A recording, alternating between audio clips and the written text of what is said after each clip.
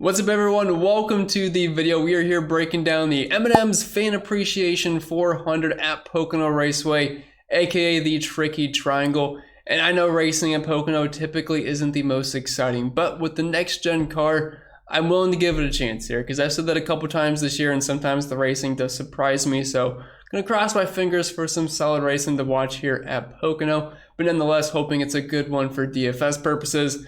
But anyways, it'll take place on Sunday, July 24th around 3 p.m. Eastern. And if you are brand new here, my name is Pennell. I break down the NASCAR DFS slate each and every single weekend on this channel. You can also find me live on Sunday mornings or afternoons. I'm thinking around 11:30 for the live stream this weekend. If you want to come in, say hi, ask me any questions you want. Just a fun time to hang out before the race starts. And you can also find me over on Osmo, better known as Stochastic these days, doing the live before lock shows with Jason. And I'm writing the tournament articles over on the website if you ever want to check those out. And if you do end up enjoying today's free content, the only thing I ask in return is just a small favor from you. If you can leave a like on the video, subscribe to the channel if you are brand new, hit that bell so you're notified whenever I post new content or go live on Sundays. And feel free to leave a comment down below, agreeing or disagreeing with anything I have to say. Or if you should tell me hi or I suck, you are free to do that as well. And if we could once again hit our goal of 300 plus likes, we almost had 400 last weekend for New Hampshire. That's absolutely awesome. I do appreciate the support. Each and every single weekend, I know it's something small, but it does go a long way in the YouTube algo because the more people that see these videos, the more it helps us all out, not just me. Also, do not forget to check out the sponsor of the show, Prize Picks. They do make these videos possible. You can use promo code CPEN to get that instant deposit match bonus up to $100 if you are new signing over there. Again, that is promo code CPEN. Deposit up to $100, you get that back in return. It is free money. Use it to your advantage. There's no strings attached. Very fun to play on. I do it each and every single weekend, whatever I do on DK and FanDuel. So if you don't live in a legal betting state, this is your workaway around it. I've lived in Ohio, I've lived in Florida. Obviously, you can't bet there legally, so Prize Picks kind of opens the door for me. I do highly recommend it. Again, promo code CPEN. Check it out. I think you'll have fun. But I think that will do it for the plugs for now. So without further ado, let's get into the preview of this week's race. And as previously mentioned, this is your M&M's Fan Appreciation 400 at Pocono Raceway. It is a large flat triangle, and there's really no other way to describe this track. We have 3 turns. Some people like to argue 5. I get it either way, but technically it is a 3-turn track if that's how you want to look it up in the NASCAR Cup Series. It's 2.5 miles in length, so if you're going to try to compare that to Daytona and Talladega because of similar lengths, well, please don't do that because it's a highly different way of racing. 160 laps total, so not a ton of dominator points here, just looking at 112 this weekend. So there's enough to warrant wanting to roster a dominator or two, but not enough to where you have to go completely wild on dominator points. And for me personally, I mean, at least 1 would be the preferable way to go for me, but I am mainly looking at finishing position for this race. Yes, place differential, it's always going to be there. I'm recording this part of the video before qualifying happens, so we'll see. If there's a bunch of guys in the back, yeah, okay, maybe I'll lean more towards place differential, but for the most part, I am going to lean at a finishing position type race for how I'm going to use roster construction here. Maybe passing is a bit of an issue, as we've seen many times so far this year. Although, if you're looking at comparable tracks that we've raced at this year, I think there's 4 that we could potentially look at. That's going to be some of the intermediates because we've had a lot of road courses and a lot of short tracks, it feels like, recently. And also some super speedways mixed in there with Atlanta. We haven't been to an intermediate in quite some time. So I think looking at Charlotte, Kansas, Auto Club's probably the best one there because it's 2 miles in length and we can reach greater speeds there. And then I'm drawing a blank. I think, yeah, Las Vegas is the other track that we are looking at. So again, not a huge sample size there. You can throw in some Pocono track history if you want, but none of this was in the next gen cars, so I don't really care about it. Like, yes, if a driver is good at Pocono in the past and they showed me some speed during practice today, it's not a bad thing that they were good at Pocono. I mean, definitely is something to look at, but if someone sucks at Pocono, but they showed a lot of speed at similar tracks this year and they were fast this weekend, well, I'm going to weigh more heavy towards that than I would track history at Pocono, if that makes sense to you. And before we go driver by driver, I do have to give a shout out to the winners last weekend from the YouTube contest, and we actually had 2 last weekend because it filled so quickly, so by popular demand, we made another one, got about 100 people in that. So if you want to join, either hit the link in the pinned comment down below, hit me up on Twitter, or comment your DK username down below. I'm more than happy to accommodate you either way, but the more people join, the more prizes that there is, and you get a shout out on the channel. So talking the main contest here, taking on the gold over $100 some, and by a good margin here too. We have my main man Trey, who's been with me forever, years now, was here under 10 subscribers and always in the Discord. So do appreciate Trey there. I always got to give him a shout out. Coming home in second, taking home the silver, Natalie SCV with over $100. And then rounding out the podium, J-Zone UK1 in third here. Then right on the bubble, but still getting some money. K Diddy 15 also from the Discord. Then rounding out the top 5, Charles P 34. In the second contest, we had John 7980 taking home the gold. P_Y taking home the silver. Mantito from the Discord taking home third there with the bronze. And then fourth and fifth, we had Docman 12600 and Kautenheimer in fifth. So I do appreciate everyone that joined last weekend. Be more than happy to have you, as it's just a fun way for the community to compete against each other. And if you're wondering my overall thoughts on the pricing this weekend, I think DK did a pretty solid job here. There's under 200 laps. So I don't think anybody needs to be above $11,000. We have all the 5-figure drivers from the mid to low 10K range, which I think is probably the best way to go about it because it increases the flexibility of the laps that we can build this weekend. And just to let you know, practice and qualifying just now ended. So these are my first thoughts, first reactions for the entire slate. We're going through it together. And if you want those updated thoughts and all the projections and all that fun stuff, link is down below. If you want to join the best NASCAR DFS community out there, projections for all sites, the optimizer, ownership projections, simulation scores, my own personal exposures, the article, and much, much more, and the best Discord out there. So check it out if you want. Link can be found down below. But I think we can get into the drivers here. So we'll start up top with Kyle Busch. $10,600 on DraftKings, up to $14K over on FanDuel, the most expensive driver on both sites. I really thought he was going to get the pole, but then his teammate Denny Hamlin definitely had a really nice lap there at the end, got under 53 seconds, and these are not the most up-to-date odds. Practice, like I said, just ended, so I'm sure these will change a little bit, but Denny Hamlin did open as the second best odds to win this race, tied with Chase Elliott. But heading into the weekend, if you watched my stochastic top 5 video, all I pretty much talked about was the Toyotas. I thought they're going to be super strong for this race. At Pocono, you need horsepower, and the guys that have been fastest this season, at least progressively getting faster throughout the year, have been the Toyotas, so I figured they'd be the top dogs. And while Hendrick definitely has some pretty strong outings from Kyle Larson and Chase Elliott, it looks like Toyota is going to be the team to beat, specifically JGR. So I'm going to be all about these guys, and Kyle Busch, this is a good narrative spot. He is the M&M man, and this is the M&M Appreciation 400. So I'm all for narratives here. So Kyle Busch, him in victory lane for the M&M race, I think would make a lot of sense. But if you're looking at practice, it was solid. I mean, it wasn't like truly elite, but we don't have a ton of practice data to look at because it's such a large track. Not able to get that many laps down. But with 7th in the 1 lap, 6th in the 5, 2nd in the 10 was obviously very strong in qualifying.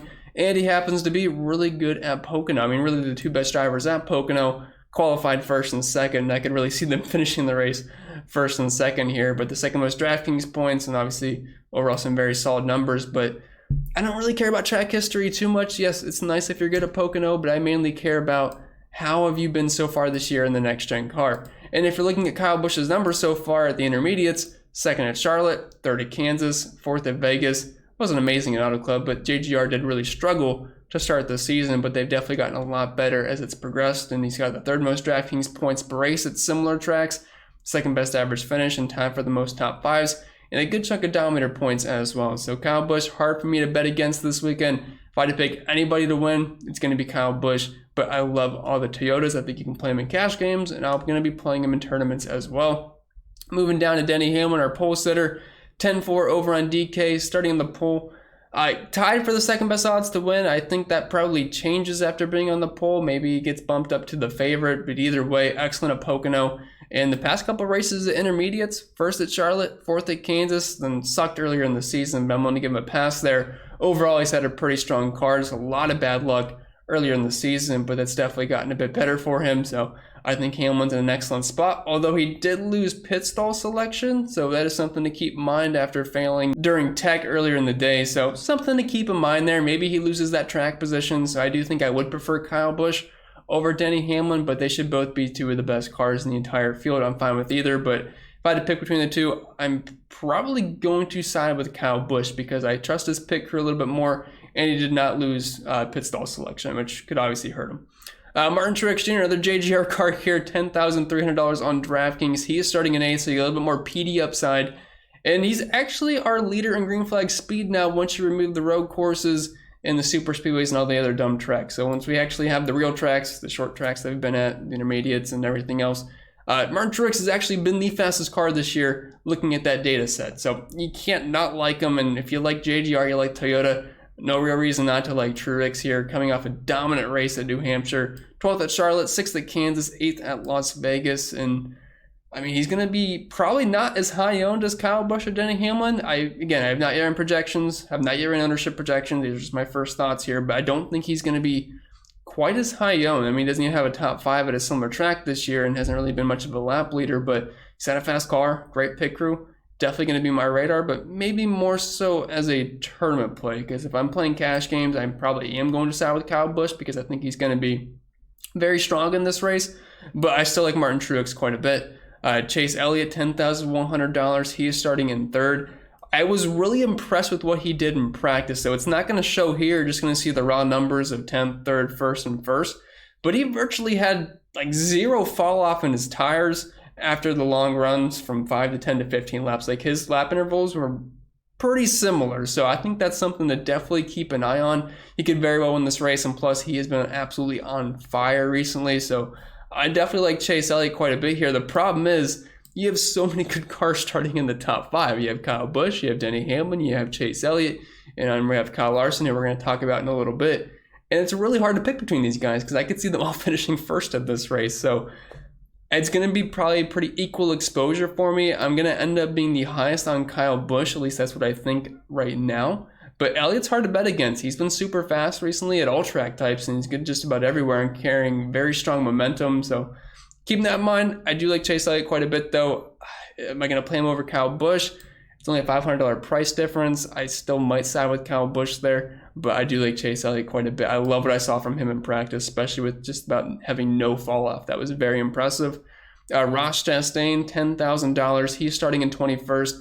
I feel like he's going to be a very strong cash play here. He was super fast in practice, 1st in the 1 lap, 1st in the 5 lap, and then 5th in the 10 lap. And starting mid-pack here, there's some place differential upside, and I'm not too worried about him not leading laps because, like I said, there's only 116 laps. And if I'm going to grab a driver starting inside the top 5 that has the potential to lead laps, Ross Chastain can move through the field, and I think they would correlate quite well. So if you want to pair one of these drivers with Ross Chastain, I feel like that's probably the best way to go about it in cash games. Looking at recent track history doesn't matter to me. He did win here in the Truck Series, though. I forget what year it was. I'm not even going to try to guess because I have no idea. But Ross Chastain's been good just about everywhere this year. One of the fastest cars in the field. And you need raw speed here at Pocono.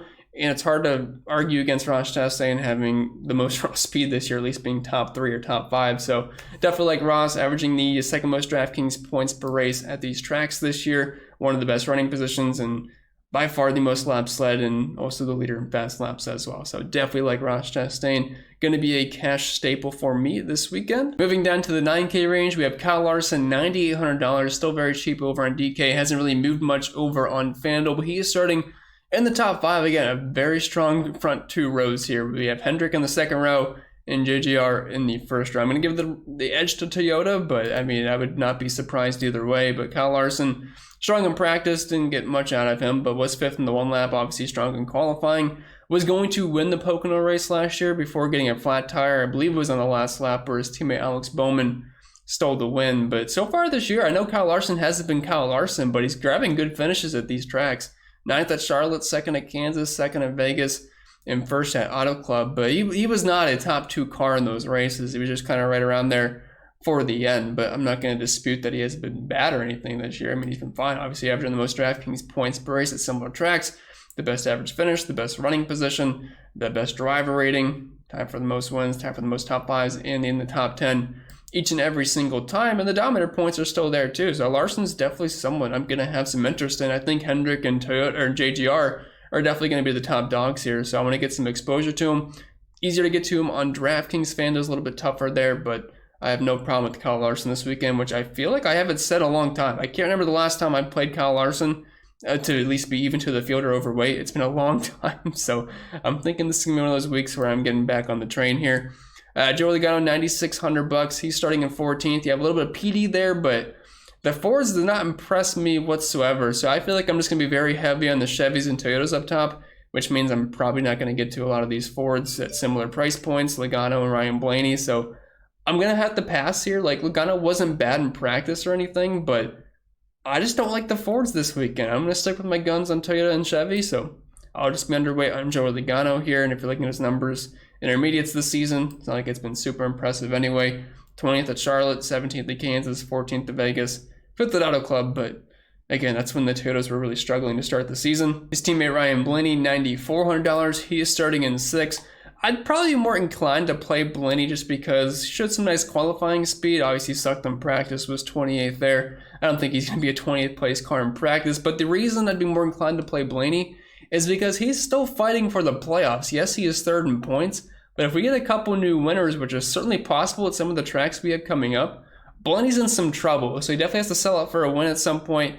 And this isn't, I mean, it's not a bad place for Ryan Blaney. This is the home of his first ever Cup win.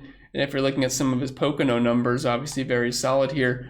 But, I mean, like I said, though, I'm not really a big fan of the Fords. I usually play Ryan Blaney at the short flats, but 29th at Charlotte, 12th at Kansas, 36th at Vegas. Again, that's an issue that we can't really blame him for that. But then 18th at Auto Club, and if you're looking at the overall numbers, it's not pretty. I mean, 7.6 DraftKings points per race and hasn't even gotten the top 10, so just be pretty low on the Fords overall. So not really going to want to pay a bit of a premium for some of these Penske drivers. William Byron, $9,200. He is starting in 18th. Wasn't bad in practice. Obviously, I have interest in all the Hendrick cars. Problem is, he is going to the rear, so he's going to lose some track position to start the race. That's not a terrible thing starting mid-pack. I still think he can work his way back up. And he's got some pretty good numbers at Pocono as well. He's been in the top 15 the past 6 races here. Even a couple top 5s mixed in there. He's had some pretty bad luck so far this year. There was a stretch where he was doing very well, but then there was a stretch he just had a lot of bad luck. But did have a 5th place finish at Las Vegas. I'm going to look past a lot of these numbers. He should have a fast car. Again, going to the rear, so he will start the race with some negative points, but he can certainly make that up, and that will make him a better tournament play because people don't really want to play drivers that do go to the rear to start. So just keep that in mind for tournaments, but that's probably the only place I would play him is tournaments. Kevin Harvick at $9,000. He is starting in 24th. And to put it lightly, he had a pretty poor Saturday. Sucked in qualifying starting in 24th, and he sucked in practice, was P30 in the 1 lap. Yes, he's good at Pocono, but I'm not going to make track history a deciding factor these days. I'm more concerned with what you've done in the next-gen car, which has not been bad. 3rd at Charlotte, 5th at Kansas, 12th at Vegas, and 7th at Auto Club. But he's been kind of just surviving at these intermediates, in my opinion. He's definitely not had top 10 speed, but he's been great at just surviving, not wrecking, not making too many mistakes, and grabbing good finishes. And he tends to qualify poorly, as you're going to see. I mean, he's averaging 50 DraftKings points per race. It's not like he's getting up front and dominating or anything. So I could see that happening again. If you want to play him in cash games, I'm okay with it. But I do think there's better options for tournaments, so I might end up being underweight on Harvick, especially if his ownership goes a little bit overboard with how well he did last week, and it's not even a similar track. So we'll see what the ownership says on Harvick, but as of right now, I am leaning underweight to get more exposure to a couple drivers we're going to talk about soon. And one of those guys will start us off with the 8K range. It's Christopher Bell, $8,100 on DraftKings. Starting at 11th, I like him a lot. He's the cheapest JGR car. He's been very fast this season at similar tracks. He's got some of the best average finishes at similar tracks once you remove the issue he had at Auto Club. But he was 2nd in practice, 2nd in the 1 lap, 2nd in the 5 lap. And obviously I like all the Toyotas here. So does have a top 5 finish at Pocono under his name here. Small sample size, but it was nice to see. 5th at Charlotte, 5th at Kansas, 10th at Las Vegas, and like I said, an issue at Auto Club. But I do think Bell is an excellent play. If I don't play him in cash games, I'm okay with it. And I obviously love him in tournaments.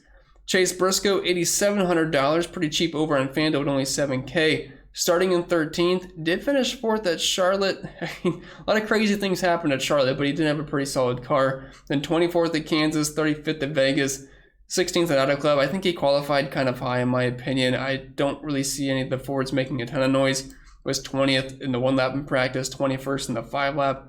I would just much rather put all my exposure in Christopher Bell between those two instead of splitting them up. I definitely trust the Toyotas a lot more than I do the Fords this weekend. Kurt Busch, $8,500. He is starting in 10th, and it's a shame he is going to the rear and losing some precious track position because he had a very strong car, and like I said, I like all the Toyotas.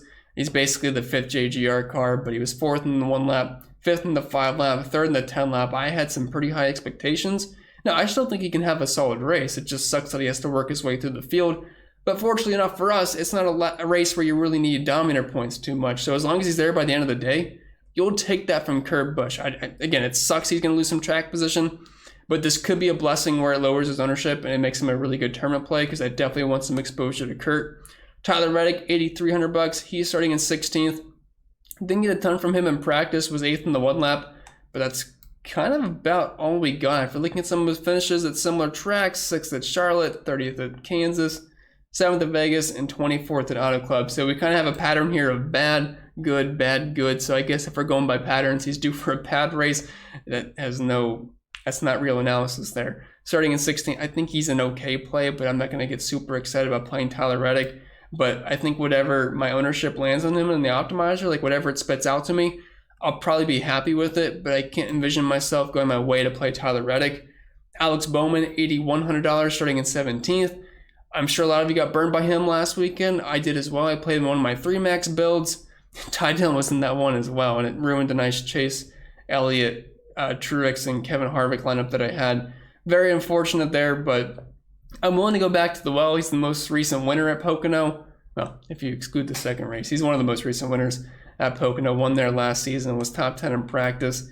Looking at some of his overall numbers, 10th, 9th, 1st, and 25th at some similar tracks this season. I think Hendrick's going to have some pretty strong cars. The price point's nice. I don't think Alex Bowman's a bad play by any means this weekend. You got a little bit of PD mixed in there. Moving on to the 7K range, we have Daniel Suarez, $7,900, starting inside the top 10.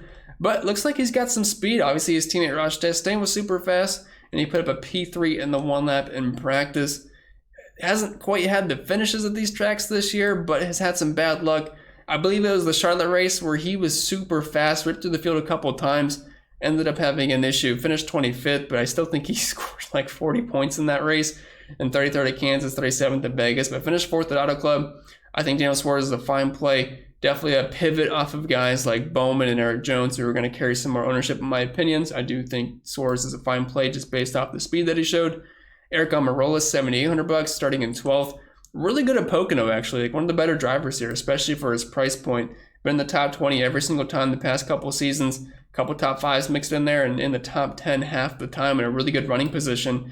But I prefer him at the short flats. Was hot to start the year, 6th at Auto Club, 6th at Vegas, but then 26th at Kansas, 17th at Charlotte. He's kind of starting a little bit high for me. Do I think he can be a top 15 contender? Sure, but at that point, I just think I'd rather play Suarez and Bowman. And obviously, I'd rather play Jones as well, starting that deep in the pack. So Almirola will be a deep flyer in tournaments for me. Eric Jones is going to be chalk central. I'm not sure he'll be the highest owned driver. Again, I've not yet ran ownership projections, but I feel like he's going to be top 3. He's pretty good at Pocono. You got to keep in mind a lot of that came in JGR equipment, but obviously a top 5 contender back in those days.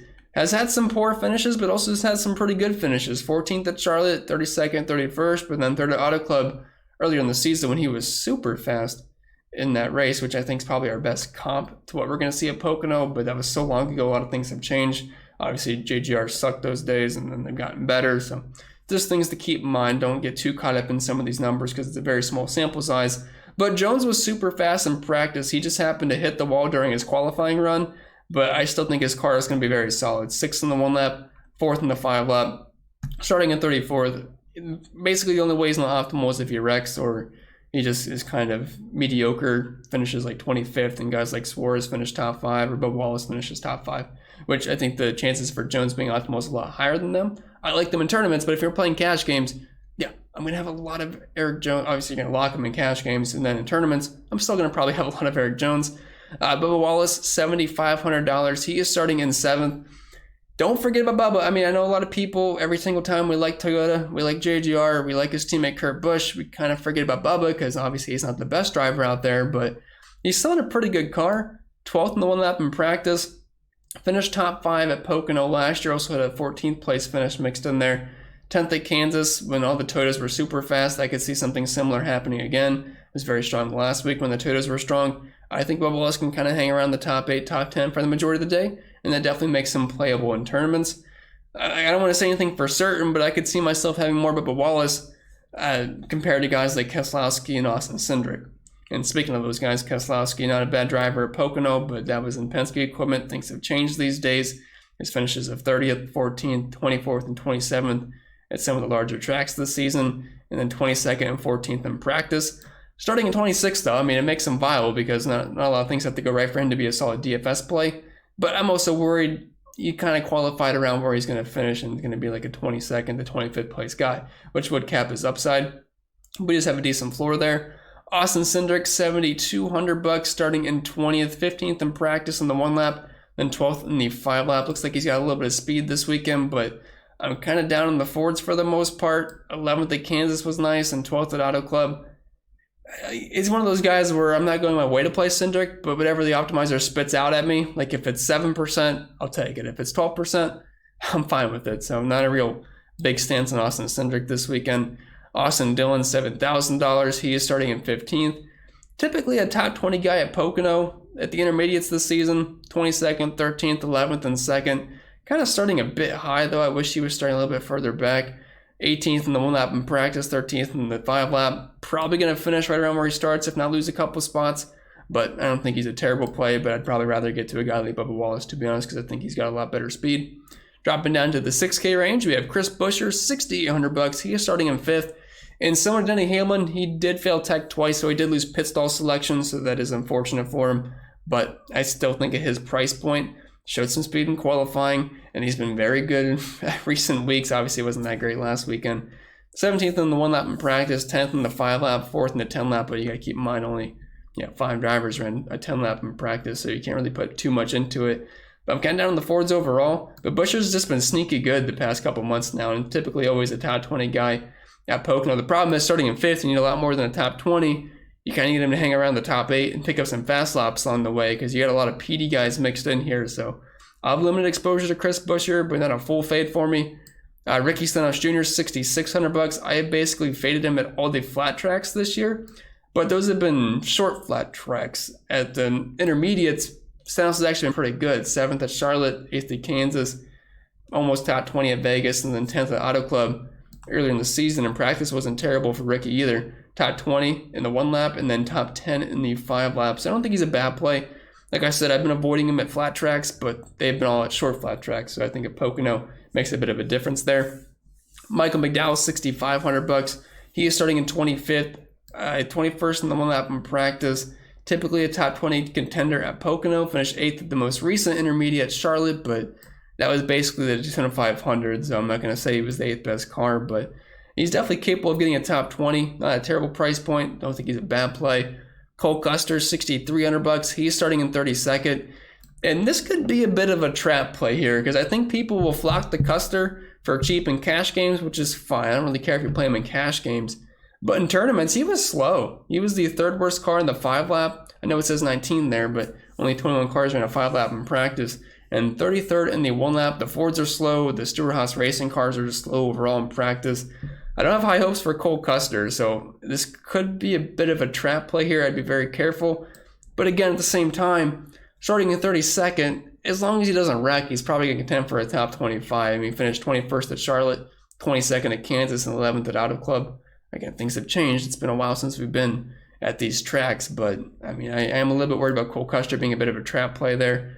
But fine in cash games, obviously. But I feel like I'd rather get the Justin Haley. I know he was also slow in practice, but I just feel like overall he's going to have a bit more speed than Cole Custer. But it's not like he's lit it up at similar tracks either this year. But I mean, if he's going to have lower ownership, I'd rather get to Justin Haley in my opinion. Harrison Burton, $6,000. He's starting in 28th. And I apologize. I can tell my voice is going away a little bit, but I woke up very sick this morning. So I'm surprised I was even able to record this without getting sick yet. So apologize if it's getting a little bit rough, but we're almost to the end. So just bear with me for a little bit longer here. But anyway, Burton actually showed a little bit more speed in practice, 23rd in the 1 lap and then 17th in the 5 lap. It's just one of those guys where I think he's going to kind of chug around the 25th to 30th place range the entire race. But he was 11th at Charlotte, 21st at Kansas, 16th at Las Vegas. These are not bad finishes. Basically in a Penske car, but I'm kind of down on the Fords overall. But it didn't show me terrible speed for his price point and for where he's starting. So I wouldn't mind getting some Harrison Burton. And again, if he's going to be lower owned than Cole Custer, I feel like it's a pretty decent pivot there. Dropping down to the 5K range, reliable Ty Dillon finally died last weekend where he wrecked very early, battling with Alex Bowman. Took out some pretty high-owned drivers there because he was high-owned, and then obviously Alex Bowman was high-owned as well. But for the most part this year, he's been very consistent. You can always trust him to start in the 30s. He's in the mid-5K range, and then he gets the job done because he doesn't wreck. Well, he's close to 6K this week, not starting in the 30s. Obviously, practice wasn't anything impressive. 26th and 15th. Looking at some of his finishes, though, 13th, 20th, 20th, 17th. It's not because he's fast, it's because he survives, and there's been a lot of wrecks at these kind of tracks so far this year. So, I mean, Dillon's probably going to be a top 25 contender, but he's not as good of a play as he has been most weeks in a similar position. Noah Gragson, $5,600, starting in 22nd. Starting a bit high, to be honest. Wasn't very fast in practice. He's in the 16 car this weekend for the usual AJ Allmendinger, it seems like, but starting a bit high for me. Probably going to have very limited exposure to Gragson. Corey LaJoie, $5,500, starting in 23rd. He actually won me a lug nut takedown at Pocono. I think it was in 2020. I think that's when Denny Hamlin and Kevin Harvick were just killing it every single week, and you could just load up on them. It was a doubleheader, so yeah, I mean, you guys get the idea. But LaJoie starting in 23rd. I don't love it. He wasn't super fast in practice. Looking at some of his finishes though, 19th, 15th, then 28th and 35th. But if he can hold his ground, he might be a better play than guys like Ty Dillon, and he should have lower ownership. Todd Gilliland's probably going to be very slow, but similar to Ty Dillon, if he just doesn't wreck, he's probably going to contend for a top 25. So at that price point, if you're just trying to fit in multiple expensive drivers, it's fine, but I'm not in love with it. Looking at his practice numbers, 29th in the one lap, so it's not like, I mean, he qualified right where he was in practice. Cody Ware, I'm not going to play. He is starting dead last. I think there's going to be a bunch of wrecks. Play some Cody Ware if you want, but I'm not going to do it personally. But was 24th in the one lap in practice, and then just not happening. I'm not going to play Gailey, not going to play Balicki, and I'm not going to play McLeod. But with that being said, I think we made it all the way through. My voice is dying. Hopefully it's good for the live show tomorrow, but if you made it all the way through, let me know down in the comments. I truly do appreciate it. If you want to check out the extra content over on Patreon, link is down below for that in the description. Don't forget to join the YouTube contest, and don't forget to check out the sponsored to show prize picks. Use promo code CPEN to get the instant deposit match bonus up to $100. I feel like this sounds awful, so I'm going to get out of here. Wish you all the best of luck, and hopefully I'll see you on the live stream tomorrow, planning on it being around 11:30. With that being said, best of luck at the Tricky Triangle this weekend.